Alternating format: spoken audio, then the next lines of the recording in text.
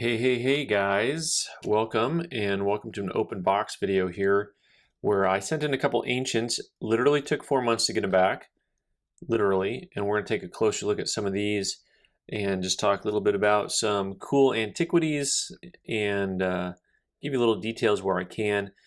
Talk about coins and strike. You see this huge flat areas on this coin here, and yet it actually has some luster left to it. So, you can tell when you've got the luster left, and there's strong points and weak points that, you just have a strike issue, which is not as surprising on ancient coins, by the way. But if you look, there's a huge flat spot to the left here that he's got a boxer's nose going on, in fact.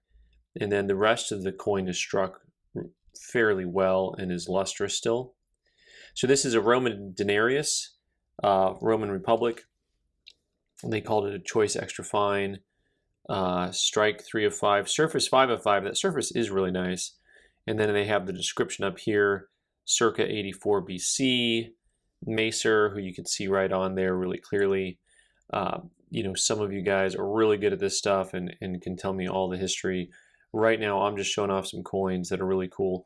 I think on these first two Roman Republic denarii, I've got to do a little research. They're probably in that $150 to $200 range. I think they're not the more rare type, but they were such nice looking coins that I had to send them in. And I like these ones. What I like about a lot of the Roman Republic ones is if you're not sure, you can just type in the letters that you see and you can guess. Be like, I'm not sure who this dude is or what he's doing. And sure enough, here you go. Trio, it's right there on the label, 136 BC. This is an earlier Roman Republic piece. They're calling it a very fine strike 4-5, surface 5-5, and really a little bit more conservative to me on this one just because there's so much detail left in the obverse. It was really common to see styles on these Roman Republics where you had horses and people on horseback. This dude's cool. He's got a cape coming off the back of his shoulder, which is super fun.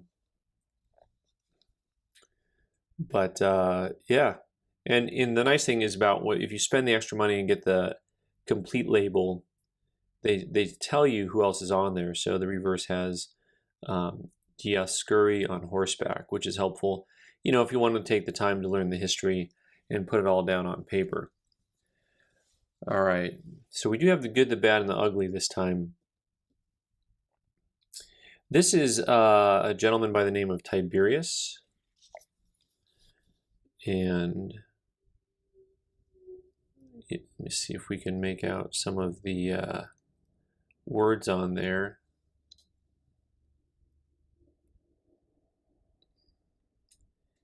So what's interesting, a lot of these guys you can tell by the portrait. As I pause and take a closer look here, and then we'll review it a little bit more. You can make out the word Maxim on that side. This side, it's harder to see. I was just reading, you could really see the word Augustus and Caesar really clear on this coin. They call this a fine. Tiberius from 14 to 37 AD, denarius, Livia as pax, as peace. So overall, a pretty neat piece. The Tiberius piece, a little bit tougher. We're going to go tougher than this even. This is probably a $250 coin, even though it's lower grade. Because next up, I got to show you my main man here. So for those of you who don't know this guy, right there's his name, O-T-H-O, Otho. And then it spells out Caesar, C-A-E-S-A-R, right there. Og. So, this one, the reverse is pretty flat. You can't quite tell. The scales of justice are being held there. They're kind of gone, but you can just make a little bit of the top scale out below her arm that's extended on this side.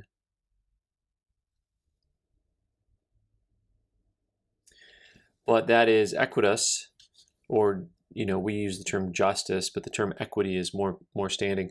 So Otho was like a 5-month ruler or something like that from January of 69 AD till the summer.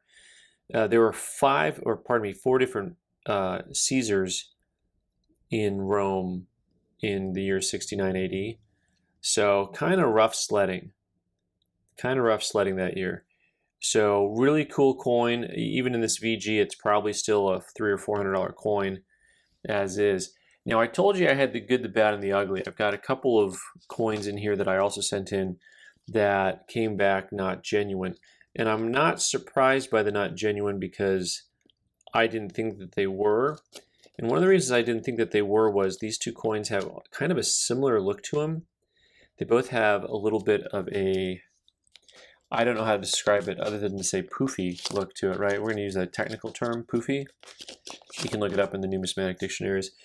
But this is supposed to be Caesar Augustus.